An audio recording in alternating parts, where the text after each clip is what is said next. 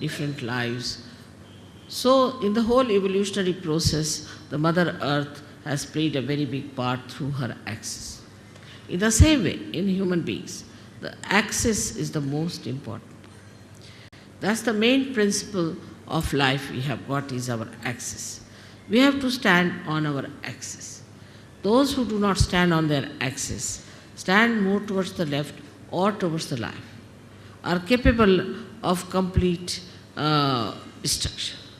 Because either they will be destroyed by too much of right side or too much of left side.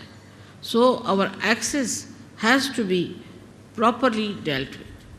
Now those people who do not have a proper axis can have problems of different chakras, of different kind of quality in a person. A person who stretches his axis too much, puts back his head like this, is a person who is very right-sided and creates problem with his ego. And the one who absolutely bends down, like a slavish person, also is a person who goes towards his destructiveness. Now there's a big problem between these two types of people, one trying to dominate another, and when they start dominating another person, they actually destroy themselves as well as destroy the ones whom they are dominating. For example, now, we have seen that we had Britishers who came here and ruled us. We have seen the French went and ruled some other people. Then there are Portuguese who went and ruled some other people. But everything that they did to dominate and all that has double reactions. First of all, by their domination, say, Indians became very slavish. Indians become, even today, they are extremely slavish and they do not have that independent axis as they should have. Extremely slavish people they are. Especially I see in the West, I'm surprised when the Indians go from here. I find they are so very slavish. They try to sort of do all kinds of slavish acts to please the white-skinned people. The white skin became sort of a very adorable stuff in it. That added to the ego of the whites. Added to the ego of the whites, and today you see what's happening is all that ego is destroying them. They are on the verge of destruction because of their ego. So it is so unnatural and it is so superficial. One has to understand that what is the best within a human being is his axis. And everybody has an axis, and one must respect the axis of every person.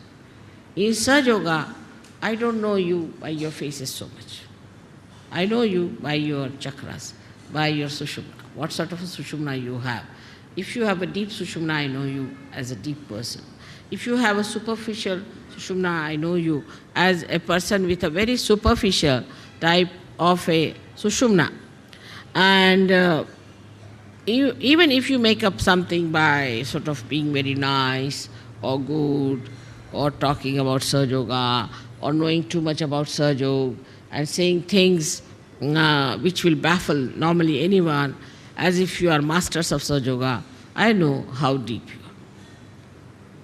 So the depth on the axis is more important than anything else. Your axis has to be very deep. Now you will say that, Mother, the axis is the same as it is. So how can it be deep? So in the axis, as you see, is made in human beings, is like a 3.5 coiled paper-like thing. And the inside of it is the Brahmanadi. The Brahmanadi is a very, very small little, we can call a very, very hair-like thing, where only a hair like Kundalini can pass through. But when the person is deep, this Brahmanadi is bigger, and all the rest of them, which are coiled into each other, are smaller. While the people who are not deep, their outside, what you call the foldings, are bigger than the inside small thing. Now such people could be apparently very dynamic, may look very intelligent, may look very smart, may look to be very good looking, or whatever it may be outwardly. but inwardly they are not deep. Inwardly, if they are deep, their whole attitude is beautiful. They are very joy-giving people. They are very joy-giving. And the more, if you meet a person of another kind, he may look joyous, he may try to give you joy, but the joy won't be really that deep. It would be like a joy killing. So it is important for us to make our axis deeper. And that is where we lack the proper assiduity, the proper effort we have to put in. Now, some people have automatically very deep axis. And some people have very, very, what should you say, a very constricted type of the axis. This axis has to be grown. Now, when you come for my puja and all that, I do expand it, I agree. But it is a temporary thing. To retain it at that point, one has to work at home, in the collective also. One has to work very much at home with meditation. But it should be done seriously. It should not be just a joke, to be frivolous, to be stupid. That's not the way. It should be done very seriously, in the meaning that it is a devoted task you have taken. It's a meditative thing. It's a prayer to God. We can call it, it's a puja to God. Is to be done with that reverence. Because reverence is the key of achievement. If you have no reverence about yourself and no reverence of others, then it cannot be done.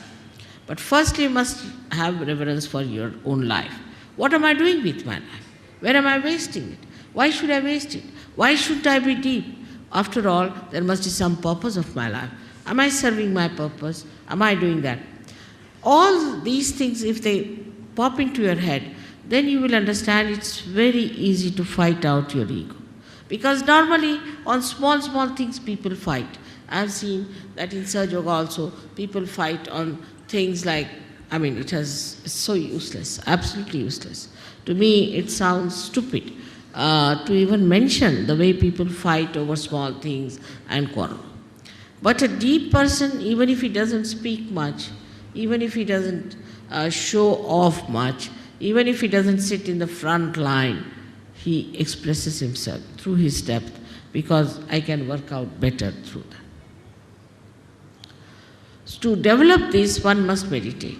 Important thing is to meditate. Every day, every day, every day. You may not eat your food one day, you may not sleep one day, you may not go to your office one day, you may not do anything that you are doing every day, but you must meditate every day. That's an important point to develop the central constricted part into a bigger area. Now, when that happens, that you start developing it, the first thing you will notice about yourself, that you do not care for any comfort. You're not bothered about any material thing. Whatever it is, you are above it. You just don't bother your head. Let it be. You just don't want to put your neck into a thing where you do not belong. You just get out of it and you think that, oh God, this is too much for me. I just don't care for it. So your whole attention now moves inward. When the attention starts moving inward, then it expands more. This is the inner part, which is called as the Brahmanadi, and starts expanding and expanding. Now, in small, small things also, say for example, if I have not mentioned somebody and mentioned somebody else, then they feel, oh, why didn't mother mention my name? It's too small a thing that it doesn't matter. As long as you have a deep axis, you are with me, I am with you, absolutely one with each other.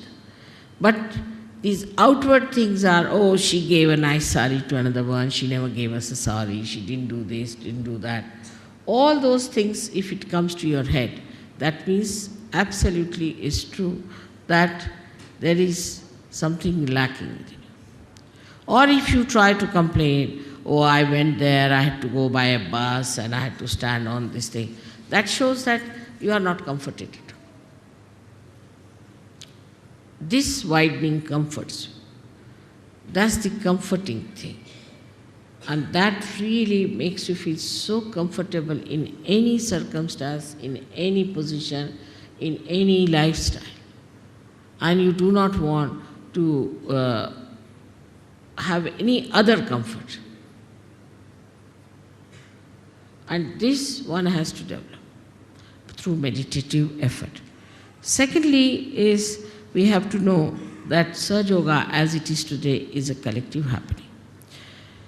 I find, especially among Indian men, they never do any work with their hands, which is a wrong thing. Because they don't use their hands at all, their collectivity is poor, very poor. Indians have the worst collectivity. If you have an ashram, I don't know why should we build an ashram, nobody is going to stay there.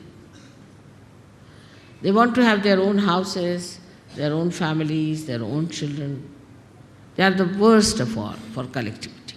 The reason is Indian men never do any work with their hands. They cannot nail one nail. There are many like that. Leave alone repairing anything.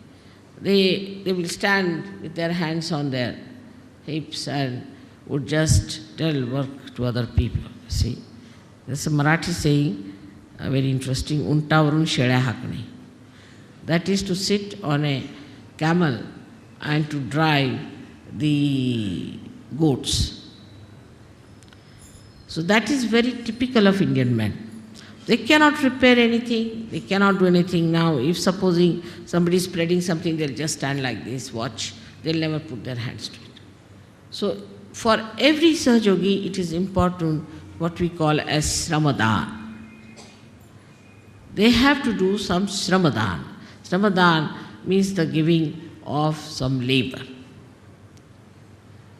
And that is what we lack.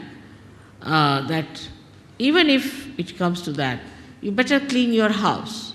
You better clean outside of your house. Try to put some garden around your house. Try to paint your house. Do some sort of a work with your hand, which even if you don't have anything, you can even brush your hair or something like that.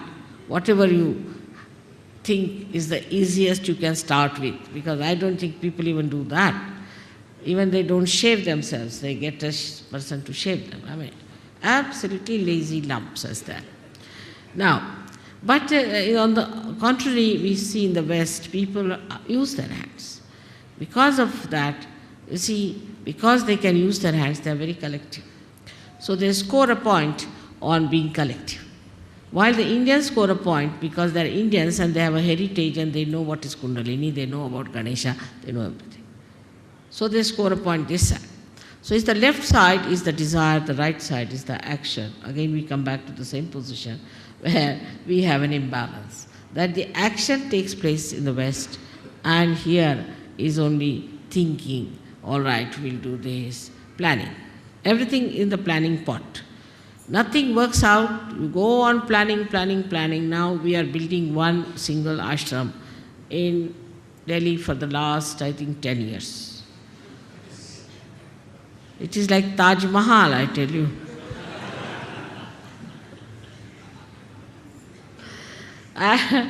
It's so difficult, you see, to understand why they have taken so much time, and it's not a very big place, nothing. But it is not only the Sahaja Yogis, but other factors also. Because everybody is like that. Everything is postponed. Everything